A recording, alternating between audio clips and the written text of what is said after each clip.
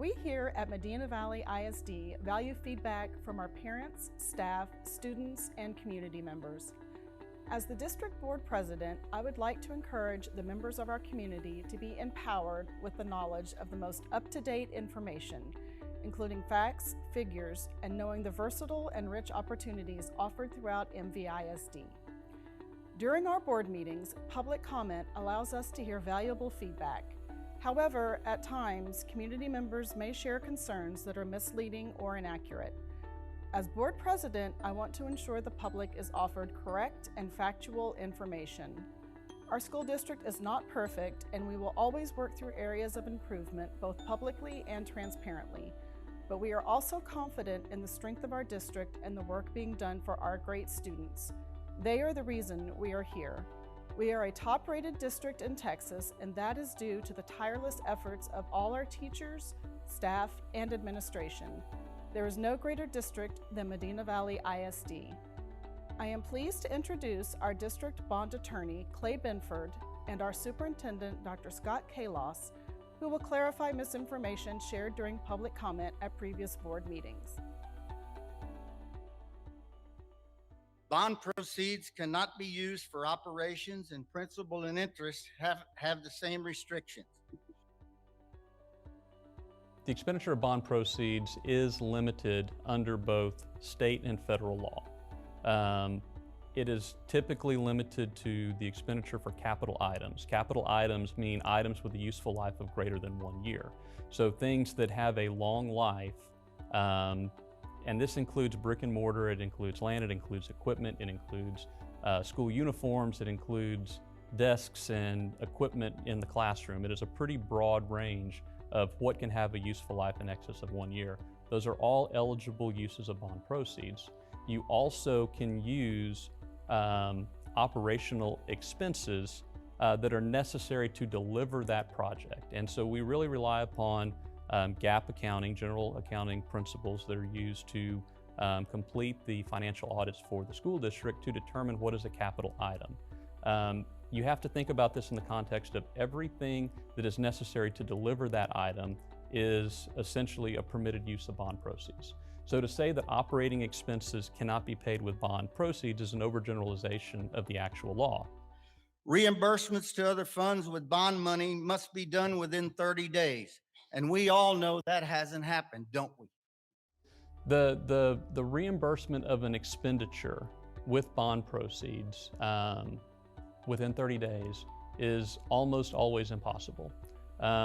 So a reimbursement is an actual check out the door. That means that you've issued a purchase order, someone has performed the service, they have submitted an invoice, you've confirmed that the work was done, and you have cut a check.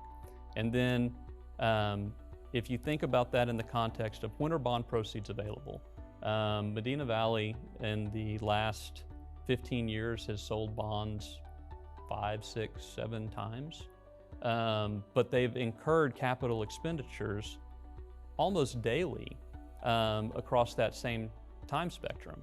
And so again, I go back to when are bond proceeds going to be available? They're going to be available after a determination to issue bonds has been made by the school board. A proposition has been submitted to the electorate. The electorate has successfully has approved that request by the school board. A bond transaction is structured and sold in the capital markets. The board approves the sale of that bond.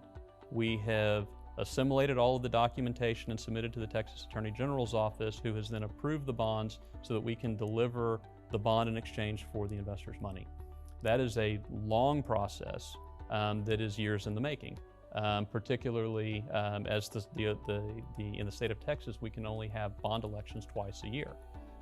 So it is a virtual impossibility. The flexibility that the law allows the school would be virtually worthless. It would be meaningless if you had to reimburse yourself within 30 days of that expenditure being made. I was on the TEA website, and I just want to bring this to your attention, and I hope it's a mistake.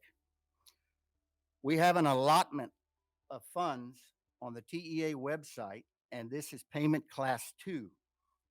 And on January 11th of 23, we had an allotment of $30,141,000 based on their website. The very next month, on February 6th, that dropped down to $19,771,000 plus dollars. And there have not been any payments made to the district. So I'm wondering, is this accurate? What you see on your screen now is a summary of finance from TEA. And this is a document that TEA will update throughout a school year to determine how much money a school district will get. And if you look at item 7, that is our state certified property value. And you can see at that time, the state had our property values on about $3.1 billion. Then if you go down to line 11, that shows you what we will collect in taxes off of that property value of $3.1 billion. Line 47, you will see the amount of money that we receive from the state based on those property values and based on the amount of taxes we will collect off those property values. And that amount is about $30 million.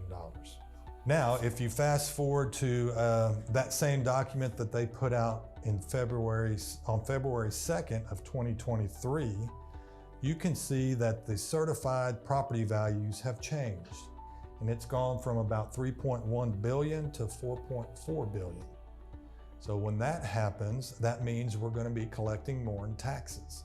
So you can see on line 11, our tax collections is now over $35 million, whereas previously about $26 million. So since we are collecting more in taxes, that means we're going to get less money from the state.